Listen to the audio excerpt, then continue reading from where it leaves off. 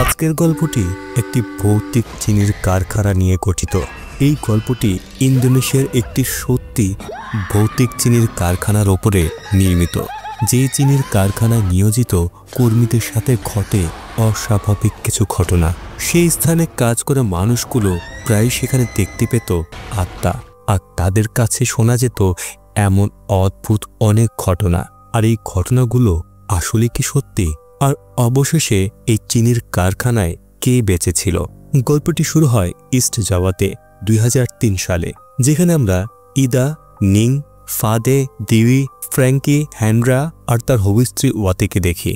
তাদের সাথে আরও বেশ কিছু মানুষদেরকে সিজনাল ওয়ার্কার হিসেবে নিয়ে যাওয়া হচ্ছিল চিনির কারখানায়। প্রতি বছর আখের মৌসুমে দ্রুত কাজ শেষ করার জন্য সিজনাল ওয়ার্কারদের ভাড়া করা হয়। চিনি কারখানাগুলো আশেপাশের গ্রাম থেকে কর্মী ভাড়া করে। কিছুক্ষণের মধ্যেই তারা সেই ফ্যাক্টরিতে পৌঁছে যায়। এটা দেখে প্রত্যেকে অনেক খুশি ছিল, কিন্তু তারা এটা জানতো না যে এই কারখানায় তাদের সাথে কি ঘটতে চলেছে। সেখানে পৌঁছার মাত্রই তারা মার্নি নামের একজনকে দেখে, যিনি এখানকার সুপারভাইজার। দেখে মনে হচ্ছিল এটি অনেক পুরনো একটি কারখানা, যার অবস্থা খুব একটা ভালো ছিল না। এখানে মেয়েদের থাকার জায়গা আলাদা এবং ছেলেদেরটা আলাদা। মেয়েরা তাদের নিজেদের জন্য খাবার তৈরি করেছিল, যে খাবারগুলো তাদের রুমের রানীর সাথে তারা শেয়ার করে। খুব দ্রুতই এই চারজন বন্ধু হয়ে যায়। এমন সময় তারা ফ্যাক্টরির সিগন্যাল শুনতে পায়, অর্থাৎ তাদের ঘুমানোর সময় হয়ে গেছে। অন্য ঘরে ফাদিল যখন আলমারি থেকে কাপড় বের করছিল, তখন সে দূর থেকে একটি মেয়ের হাসির শব্দ শুনতে পায়। বিষয়টা সে খুব একটা গুরুত্ব দেয় না। আর এখন প্রার্থনার সময় হয়ে গেছে, তাই সে প্রার্থনার প্রস্তুতি নিচ্ছিল। হঠাৎ সামনে সে অদ্ভুত কিছু একটা দেখে, যার চুলগুলো সাদা ছিল। চোখের পলকেই সে গায়েব হয়ে যায়। হঠাৎ চোখের সামনে এমন ঘটনা দেখে ফাদিল কিছুই বুঝতে পারছিল না। অন্যদিকে আমরা ইদাকে দেখি, যে রান্নাঘরে গিয়ে পানি পান করছিল। এমন সময় সে ওপর থেকে কিছু শব্দ শুনতে পায়। হঠাৎ কিছু একটা যেন পাশ দিয়ে চলে গেল। ইদা মনে করে তার হয়তো কোনো বন্ধু বাইরে গেছে, আর তাই সেও এই রাতের ভেতরে বাইরে আসে একা।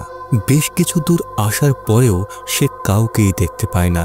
এমন সময় চিনি কারখানার কোণায় একটি গেট দেখতে পায়, আর সে ধীরে ধীরে তার ভেতরে প্রবেশ করে। সেখানে যাওয়া মাত্রই একজনের কণ্ঠ সে শুনতে পায়, যে কিছু একটা তাকে বলছিল।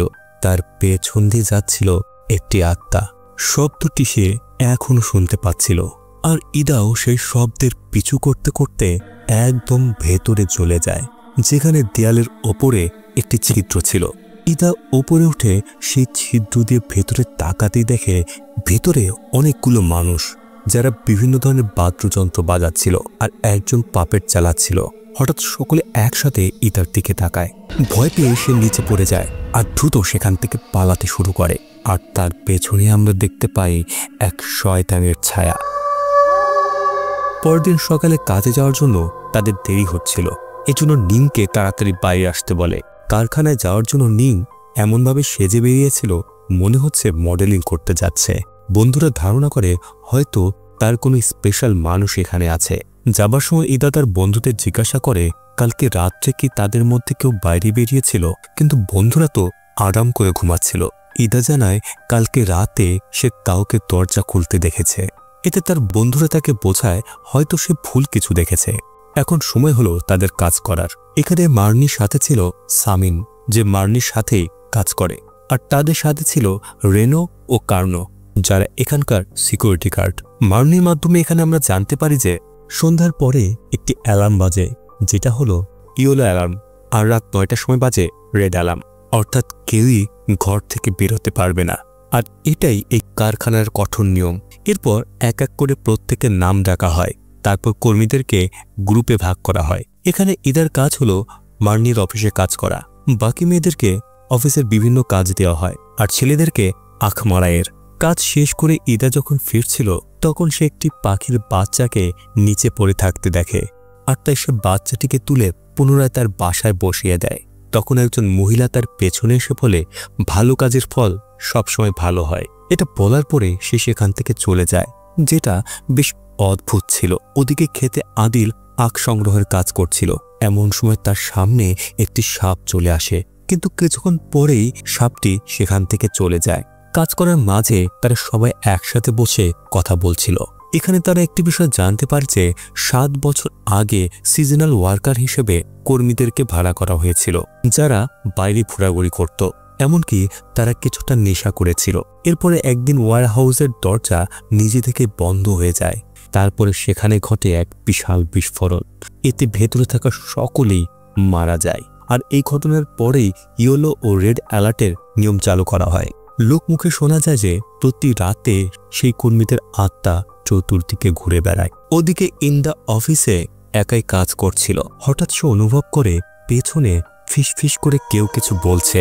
ধীরে ধীরে সেই ফিসফিস কণ্ঠ যেন তার কাছে এগিয়ে আসছিল। এমন সময় সে লক্ষ্য করে যে তার পাশেই ঝুলে আছে একটি আত্মা, যেটা দেখে সে প্রচুর ভয় পেয়ে যায়। এদিকে সন্ধ্যা নেমে এসেছে, তাই সময় হয়েছে সকলকেই ঘরে ফিরে যাবার। ইদাও বাড়ি ফিরতে থাকে। এমন সময় সে কারখানায় রানীকে যেতে দেখে। ইন্দা রানীকে জিজ্ঞাসা করে যে সে কি গত রাতে এভাবে ঘুরে বেড়াচ্ছিল। তখন রানী অদ্ভুতভাবে জোরে জোরে ফিসফিসিয়ে কথা বলতে থাকে।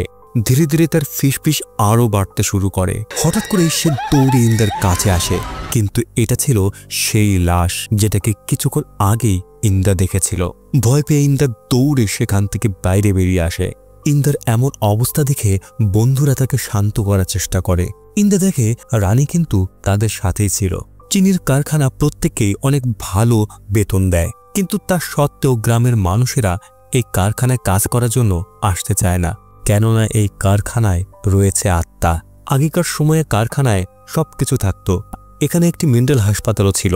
অনেকে বলে রাতে নাকি সেই মেন্টাল হাসপাতালের আত্মাগুলো এখানে ঘুরে বেড়ায়, আর যদি কেউ আত্মা দেখে পালাতে শুরু করে তাহলে সে আত্মা বারবার তার কাছে আসে। আপনাদের উচিত হলো শুধুমাত্র তাকে সরি বলে সেখান থেকে চলে যাওয়া। এটা শোনা মাত্রই দেবী সেখান থেকে পালাতে শুরু করে, কেননা 9টা বাজতে মাত্র 10 মিনিট বাকি ছিল। এটা দেখে ফ্র্যাঙ্কি তাকে আসতে যেতে বলে। তখনই কারখানার অ্যালার্ম বেজে ওঠে। এটা শোনা মাত্র ফ্র্যাঙ্কি দিউইকে পেছনে ফেলেই দৌড়ে ঘরে গিয়ে দরজা বন্ধ করে দেয়। এ সময় কাচের ভেতরে দেই লক্ষ্য করে তার পেছনে কিছু একটা আছে, আর তাই সে দ্রুত ভেতরে ঢুকে যায়। অন্যদিকে মেয়েদের ঘরে ইন্দার পেছনে এখনো সেই লাশ দাঁড়িয়েছিল। বাকিরা দেখছিল যে ইন্দা তাদের কথা শুনছে না। অতি জিজ্ঞাসা করে ইন্দার কোনো সমস্যা হচ্ছে কিনা, কিন্তু ইন্দা কিছুই বলে না। এরপর যখন তারা খাবারের জন্য প্লেট তোলে, তখন সেখান থেকে একটি বিষাক্ত পোকা বেরিয়ে আসে, যেটা দেখেই সবাই ভয় পেয়ে যায়। ওদিকে ওয়াশরুমে নিন ছিল। তখনই আলো নিভে যায়, আর নিংয়ের পেছনে ছিল অনেকগুলো আত্মা। নিং বাইরে আসার সাথে সাথে সেখানে ওয়াতি চলে আসে, আর সে দেখে লাইট তো একদমই ঠিক আছে। ওয়াতির প্রার্থনা করার সময় হয়ে গেছে। হঠাৎ তার পেছনে একটি আত্মা তার কাছে সাহায্য চায়। এটা শুনে তার কলিজা শুকিয়ে যায়। পরের দিন সকালে সবাই জানতে পারে যে গতরাতে হ্যানরা দুঃস্বপ্ন দেখেছে, আর তাই এই ব্যাপারে ওয়াতি তার কাছে জানতে চায়, কিন্তু হ্যানরা তাকে ধমকায়। এই সময় ফাদিল ওয়াতিকে সবকিছু ভুলে যেতে বলে, কেননা সেও এমন অদ্ভুত স্বপ্ন দেখেছে। ওদিকে ইন্দার কাজ হলো বেশ কিছু ডকুমেন্ট পাশের অফিসে নিয়ে যাওয়া। রানু সেদিকেই যাচ্ছিল, আর সে তার কাছ থেকে ফাইল নিয়ে সেদিকেই যেতে থাকে। এমন সময় ইন্দা লক্ষ্য করে যে রানী সেই আখের গাড়ির সামনে বসে আছে, আর সেই গাড়িটি রানীর দিকেই আসছিল। ইন্দা দৌড়ে তাকে বাঁচানোর আগেই সেই আখগুলো তার উপরে পড়ে। এতে রানী মারাত্মকভাবে আহত হয়। এই ঘটনার পরে মার্নি তাকে অনেক বকাঝকা করে, কেননা ফাইল নিয়ে আসা তার কাজ ছিল। এরপর সানিমিশে কাজ বন্ধ করতে বলে, কেননা তার কিছু সময় দরকার যে ঘটনাটি ঘটেছে সেটা কোনো স্বাভাবিক ঘটনা ছিল কিনা। কিন্তু মার্নি জানায় কাজ থামালে তাহলে হয়তো তাদের অনেক লোকসান হবে। এমনকি মার্নি বসকে এটা আগে জানিয়েছিল যে সবকিছু ঠিক আছে, আর তাই তারা কাজ বন্ধ করতে পারবে না। এরপর সামিন সেই মহিলার কাছে যায় যে ইন্দার কাছে গিয়েছিল, অর্থাৎ জিনা। সে একটি রিচুয়ালের মাধ্যমে নারিকেল কেটে এই পরিস্থিতির ব্যাপারে অনুসন্ধান করছিল। সব নারিকেলের ভেতর থেকে অদ্ভুতভাবে কালো রক্ত ও বিষাক্ত পোকা বেরিয়ে আসছিল। অর্থাৎ এটা স্পষ্ট যে রানীর সাথে যা ঘটেছে তা মোটেও কোনো স্বাভাবিক ঘটনা ছিল না। এজন্য দুপুরের মধ্যে তাদেরকে অফারিং রেডি করতে হবে, কেননা কিছু একটা জিনিস সেই আত্মাদেরকে রাগিয়ে তুলেছে। ঘটনাটি জানার পরে ফাদিল ইন্দার খোঁজ খবর নিতে আসে। ইন্দা সম্পূর্ণ ঘটনাটি তাকে খুলে বলে। ইন্দা মনে করে এই কারখানার ভেতরে অস্বাভাবিক ঘটনা ঘটে, কেননা প্রথম রাতে সে যখন ফ্যাক্টরির বাইরে গিয়েছিল তখন সে অনেকগুলো অদ্ভুত মানুষকে একটি রিচুয়াল করতে দেখেছিল। এই রিচুয়ালের কথা শুনে ফাদিল অবাক হয়ে যায়। অন্যদিকে জিনা একটি বিশেষ রিচুয়াল করার জন্য 2টি গরুকে ঘরে আটকে রেখেছিল, আর তারা এই আশা নিয়ে বাইরে দাঁড়িয়েছিল যে তাদের এই অফারিংয়ের ফলে যে অস্বাভাবিক ঘটনাগুলি ঘটছে সেগুলো থেমে যাবে। সেই রাতে ইন্দা যখন পুনরায় তার ঘরে ফিরে আসে তখন হঠাৎ করে সে লাশ ইন্দার উপর আক্রমণ করে, যাকে সে রানী মনে করছিল। তার এমন অবস্থা দেখে বন্ধুরা তাকে সামলাতে আসে। এ সময় ইন্দা জানতে পারে যে রানু ঠিক আছে আর তাকে বাড়ি পাঠিয়ে দেওয়া হয়েছে। এখন 9টা বাজতে মাত্র 15 মিনিট বাকি ছিল, কিন্তু ওয়াতির কাজ ছিল হেন্দ্রাকে খাবার দিয়ে আসা। যেহেতু ওয়াতির তৈরি হতে সময় লাগবে তাই নিং সময় থাকতে খাবার নিয়ে যায়। এটা দেখে ফ্র্যাঙ্ক খুশি হয়ে যায়, কেননা সে নিংকে পছন্দ করত। এ সময় ফাদিল বলে 9টা বাজতে শুরু করেছে, তাকে দ্রুতই ফিরে যেতে হবে। নিং যখন ফিরে আসছিল তখন সে অদ্ভুত কিছু অনুভব করে। এমন সময় অ্যালার্ম বাজে। ভয় পেয়ে নিং দ্রুত বাড়ির ভিতরে চলে যায়, কেননা বাইরে দাঁড়িয়েছিল অনেকগুলো আত্মা যারা নিংয়ের দিকেই তাকিয়েছিল। পরের দিন সকালে জিনা ও সামিন দেখে সেই গরুগুলো এখনো জীবিত আছে, আর তাই তাদেরকে আরও একটি রিচুয়াল করতে হবে, যেটা একটি গাছের পাশে বসে করা হচ্ছিল। এদিকে ফাদিলের পেছনে এখনো সেই মেয়ের আত্মা ছিল। রাতে সে যখন ঘুমিয়েছিল তখনই তার সামনে আসে মাথা কাটা একটি মেয়ের লাশ, আর পাশে ছিল সেই মেয়েটির মাথা। পরের দিন সকালে কারখানায় যেতে ফাদিলের একটু দেরি হয়ে যায়। এমন সময় সে লক্ষ্য করে জিনারা একদিকে দৌড়ে যাচ্ছে। ফাদিল তাদের পিছু নিতে দেখে তারা একটি কুয়োর কাছে গেছে। তাদেরকে বেশ আতঙ্কিত মনে হচ্ছিল। তারা চলে যাওয়ার পরে ফাদিল যখন সেই কুয়োর কাছে গিয়ে উঁকি দেয় তার চোখ কপালে উঠে যায়, কেননা সেই কুয়োর ভেতরে পড়েছিল এক কর্মীর ছিন্ন ভিন্ন লাশ।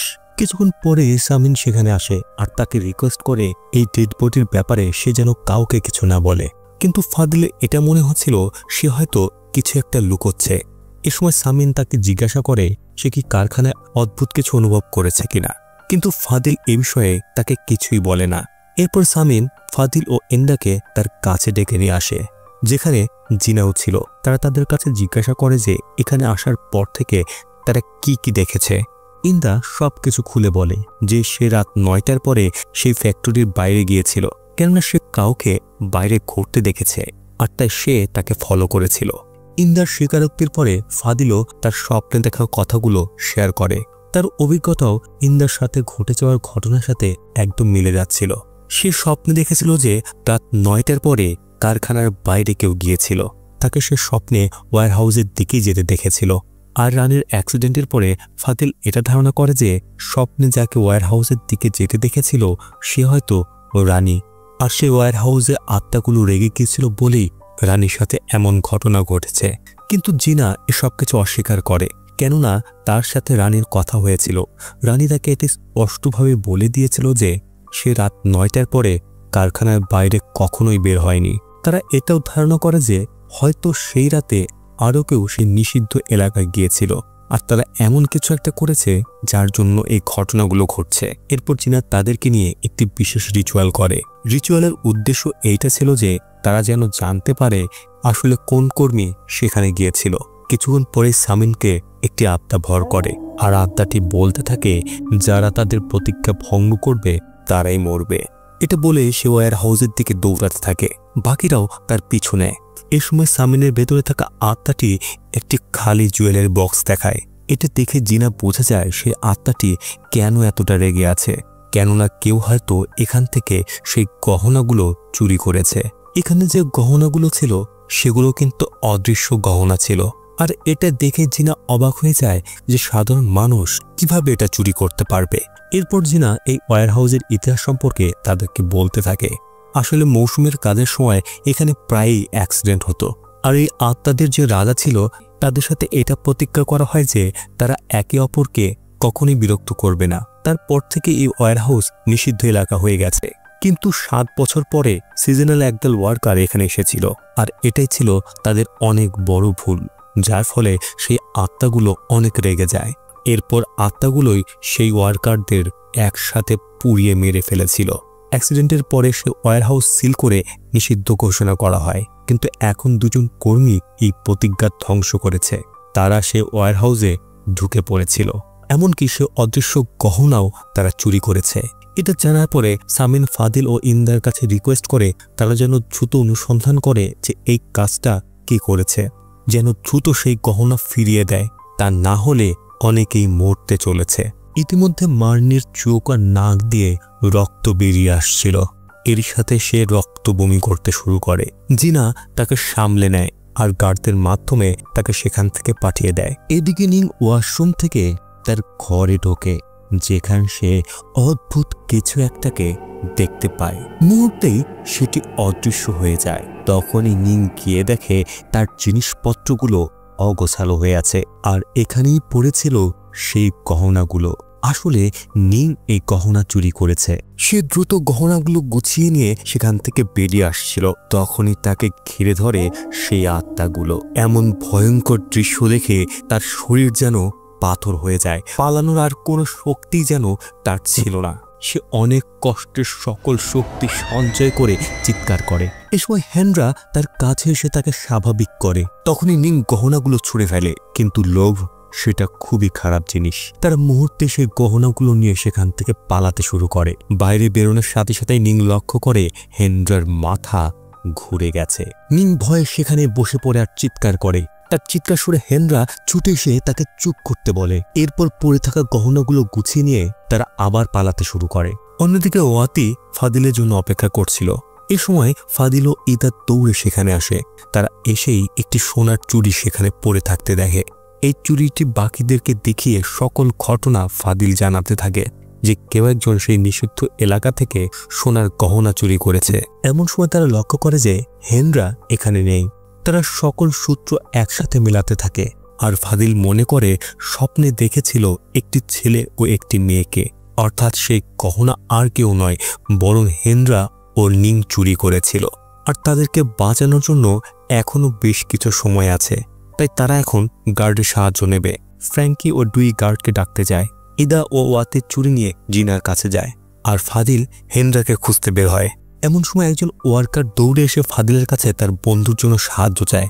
এই সময় ফাদিল জানতে পারে যে বাইরে যে তার কাছে সাহায্য চাইতে এসেছিল সে আসলে একটি শয়তান ছিল, যে আদিলকে গলা টিপে হাওয়ায় তুলে ফেলে।